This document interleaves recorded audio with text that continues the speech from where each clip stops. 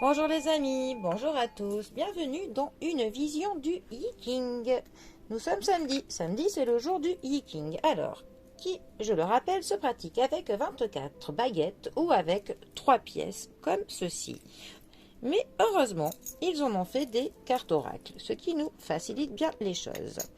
Avec ces baguettes ou avec ces pièces, nous trouvons des hexagrammes qui sont une succession de petits traits. Et ces petits traits nous amènent à une philosophie, tout simplement. Alors, sur quoi allons-nous philosopher aujourd'hui? Allez, celle-là m'a l'air d'avoir envie de venir. Dispersion. Alors, vent en haut et eau en bas. La dispersion. Alors, là. Rien ne dure éternellement, pas même les rochers ou les structures les plus rigides. De la même façon, tout ce qui nous fait obstacle disparaît avec le temps. Cette érosion des choses les plus inébranlables n'est pas une mauvaise chose, car, en réalité, elle indique que quelque chose de nouveau est en train de se créer. Imaginez la banquise, solide en hiver et affaiblie par la chaleur du printemps. La glace fond pour laisser place à un fleuve. Cette image suggère une situation dans laquelle de petits changements produisent de grands résultats au fil du temps. Être trop rigide peut mener à un individualisme démesuré, mais ce dernier peut être transformé par une force plus grande, comme une cérémonie inspirante ou une activité communautaire. Laisser fondre son cœur jusqu'alors gelé améliore toujours les conditions de vie de chacun. Avant le cœur, la première chose à faire fondre est la rigidité mentale, qui pourrait alimenter la sensation que l'on est séparé des autres. Essayez de travailler en étroite collaboration avec vos amis et concitoyens, en vous concentrant sur des activités communes qui puisent dans votre intégrité et votre bonne volonté. Certaines mesures légèrement radicales en faveur du bien commun peuvent apporter la joie et ouvrir de nouvelles possibilités.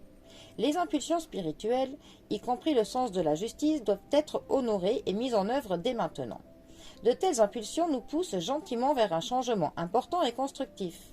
Si vous évitez de faire preuve d'indignation vertueuse ou de force agressive, vous pourrez surmonter votre impression d'être à l'écart des autres. Si être actuellement engagé dans des affaires ou des partenariats qui stagnent ou ne fonctionnent pas, cette carte vous suggère d'y renoncer. Alors, nous allons parler de nos hexagrammes. Le premier trait. Dans toutes les grandes entreprises, il est essentiel de traiter rapidement les désaccords importants. Les malentendus et les querelles qu'on laisse traîner et s'envenimer peuvent rapidement se transformer en plaies béantes qui affectent toute une communauté ou même un projet. Les conflits causés par des facteurs latents doivent être mis en lumière et arrêtés le plus rapidement possible afin d'éviter de se quereller davantage et de gaspiller de l'énergie. Une fois cela fait, la bonne fortune suivra. Ensuite, notre deuxième trait. Si vous sentez que des problèmes se profilent à l'horizon pour un groupe ou une entreprise, établissez des canaux de communication solides et fiables au sein du groupe, ainsi qu'un contact avec des personnes influentes externes au groupe. Des informations fiables sont un atout puissant en période de dissolution rapide, qu'il s'agisse de la dissolution d'une entreprise ou d'une relation. Une fois que les choses sont claires, les regrets et les obstacles disparaissent. Ensuite, notre troisième trait. Parfois, quand on accomplit un grand projet, il est important de mettre de côté son propre ego et d'abandonner tout désir de récompense personnelle. Cherchez en vous-même ce qui peut vous faire obstacle ou vous poser problème. S'abandonner à sa tâche, si elle est vitale, est un excellent moyen de se débarrasser de ses regrets. Notre quatrième trait. Lorsque les liens d'un partenariat ou d'un groupe se rompent, ce n'est qu'en dépassant ses intérêts personnels que l'on peut accomplir des grandes choses. Prenez de la hauteur et vous aurez plus de chance. Trait numéro 5. Une crise peut être une source d'opportunités, mais seulement si des personnes partagent les mêmes idées et se rassemblent derrière un idéal inspirant. Cela se vérifie particulièrement dans des situations chaotiques ou des périodes confuses, lorsque les énergies et les ressources sont dispersées. Une énergie et une générosité immenses sont alors nécessaires pour saisir l'occasion et rallier les autres à une cause commune. Si vous n'êtes pas en phase avec le bien de tous, vous deviendrez une victime du chaos.